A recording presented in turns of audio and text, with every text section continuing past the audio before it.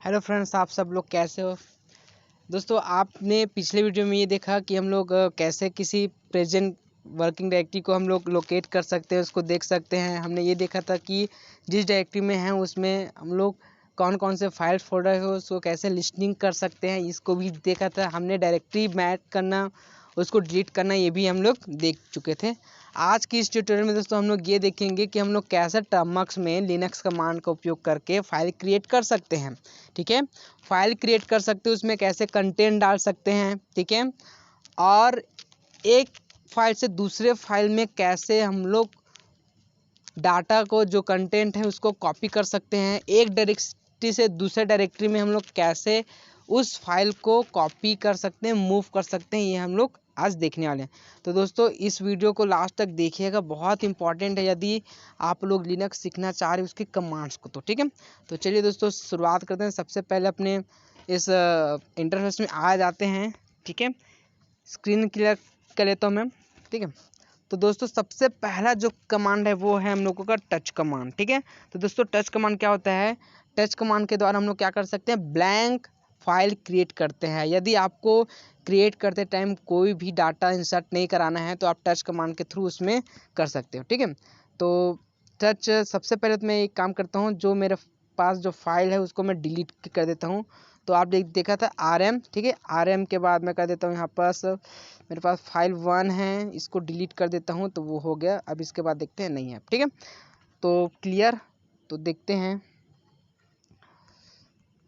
Clear कर देता हूँ मैं। ठीक है, तो जो टच है, ठीक है दोस्तों, टच है तो यदि आपके डायरेक्टरी जो अभी वर्क कर रहे हो वहाँ पर यदि कोई फाइल नहीं है जिस नाम से आप फाइल क्रिएट करना चाहते हो तो वो उस फाइल को बना दे, जिसकी फाइल 1 और फाइल 1 में क्रिएट करना चाह रहा हूँ। तो देखो ये फाइल 1 क्रिएट हो गया। कैसे देखूंगा, LS कमांड के द्वारा। देखो ये आ गया, फाइल 1 उस टाइम नहीं था। ठीक है, यदि इसमें मैं कंटेंट डालना चाहूँगा तो कैसे डालूंगा। कंटेंट डालने के लिए दोस्तों होता है कैट कमांड। ठीक है, आप कैट कमांड के द्वारा फाइल क्रिएट भी कर सकते हो और कंटेंट भी डाल सकते हो। कैसे देखो, मैं कैट क्रिएट के द्वारा फाइल 2 नाम से एक फाइल बना रहा हूँ। ठीक है, और देखना, सॉरी, ठीक है, इसमें मैं एक चीज़ भूल गया, कैट है। ठीक है, कैट के साथ ग्रेटर देन का चिन्ह लगाते हैं, फिर फाइल 2 लिखते हैं। ठीक है, अब ये बन गया। ठीक है, देखो दोस्तों यहाँ पास कुछ नहीं दिख रहा है, ये देखो ये ऐसा डॉलर का चिन्ह है ना, इसके मतलब ये बोल रहा है कि इस फाइल के अंदर आप कुछ इंसर्ट करो।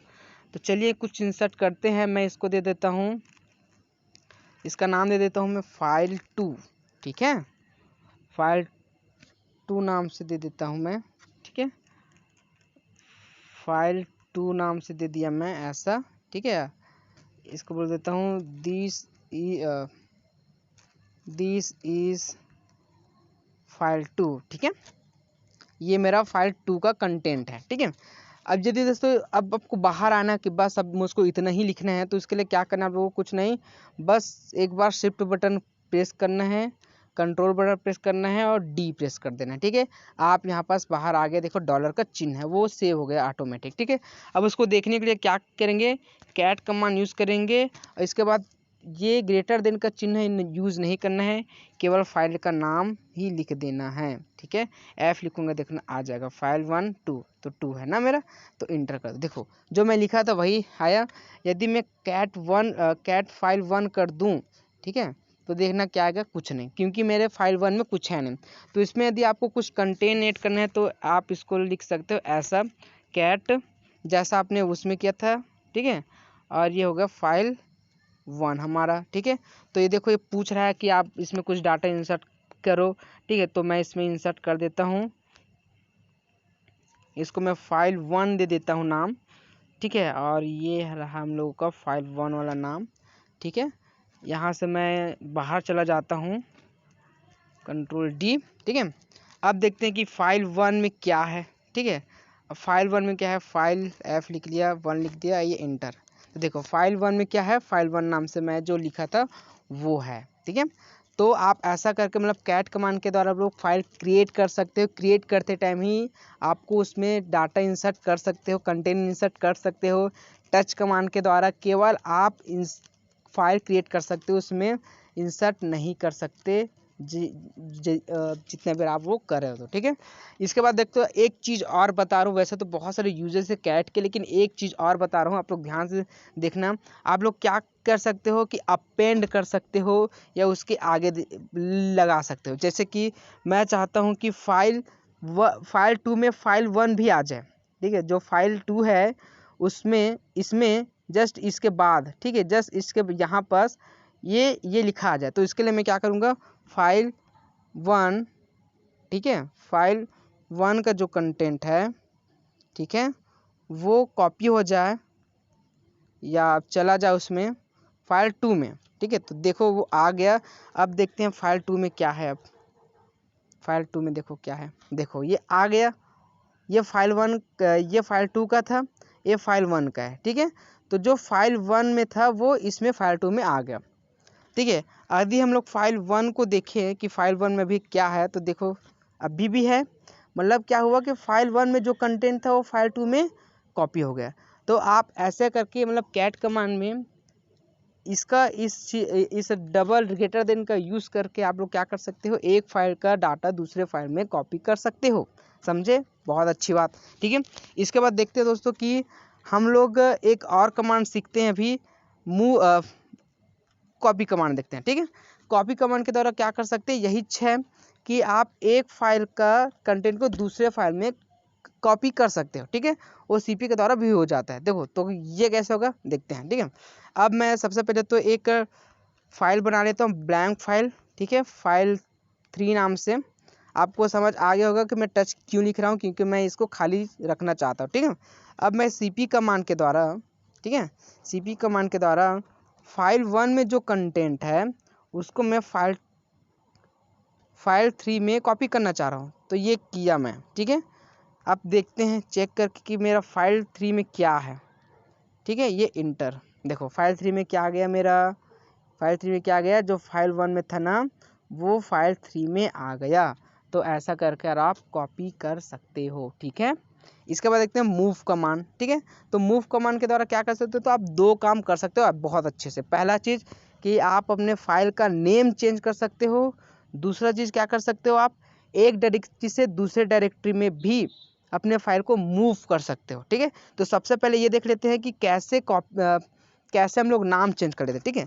तो सपोज मान लो कि मैं फाइल 1 का जो नाम है, ठीक है, उसको मैं कैपिटल फाइल 1 देना चाह रहा हूँ, ठीक है।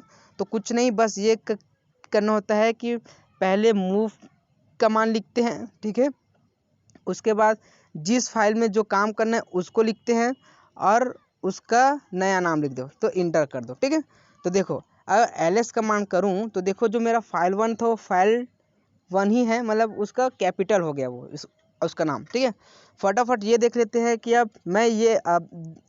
अब ये देख लेते हैं कि इस फाइल 1 को मैं फिर से उसी के नाम में चेंज कर देता हूँ, ठीक है। मूव फाइल 1, ठीक है, और इसको नाम देता हूँ फाइल 1 से।